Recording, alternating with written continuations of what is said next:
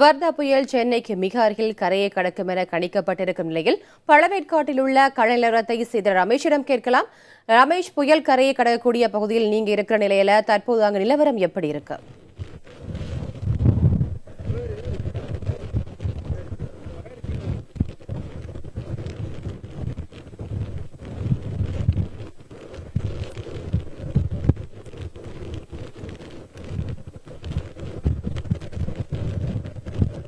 ரமேஷ், புயல் கரையை கடக்கக்கூடிய பகுதியில் நீங்க இப்ப தற்போது இருக்கிறீங்க. இப்ப அங்க நிலவரம் எப்படி இருக்குது?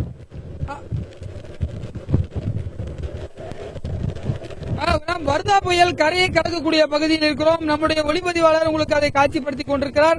பழவேற்காடு பகுதியில் இருக்கக்கூடிய அந்த பிஷிங் பாயிண்ட் என்று சொல்லக்கூடிய மீனவர்கள் கடலுக்கு செல்லக்கூடிய பகுதியில் இருக்கிறோம். அதாவது கடலும் ஏரியும் ஒன்றாக இணையக்கூடிய அந்த புலிக்காடு பகுதியில் இருக்கிறோம்.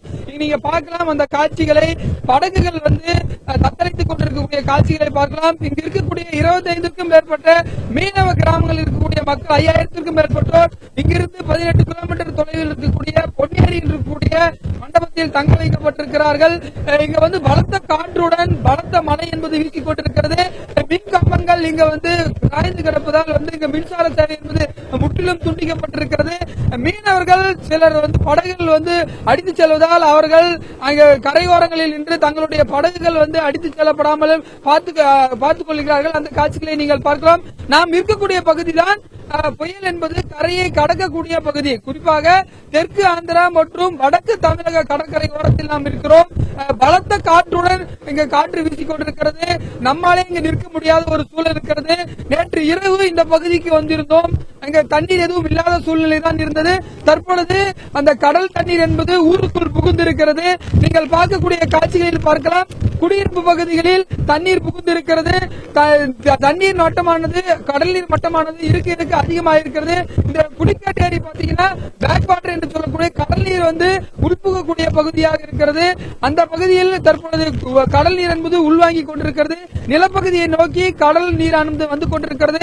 மாவட்ட ஆட்சி தலைமையிலான குழு இங்க செயல்பட்டு இருக்காங்க. தேசிய பேரிடர் மீட்பு குழு இங்க இருக்காங்க. நீங்க பார்க்கலாம் அந்த கலங்கரை விளக்கம், பழவேற்காடு கலங்கரை விளக்க பகுதியில் தான் நாம இருக்கோம். அதற்கு கீழே தீயணைப்பு மற்றும் மீட்பு படையை சேர்ந்தவர்களும் நிறுத்தி வைக்கப்பட்டிருக்கிறார்கள்.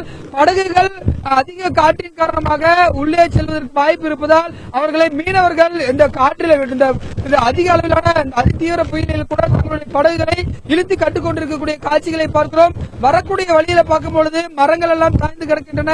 குறிப்பாக நெற்பயிர்கள் எல்லாம் முழுவதும் தண்ணீர் புகுந்து இருக்கின்றன. அது மட்டுமில்லாமல் வாழை மரங்கள் உள்ளிட்ட இங்க இருக்கக்கூடிய பயிர்களுக்கெல்லாம் சேதம் ஏற்பட்டதை நம்மால் பார்க்க முடிகிறது.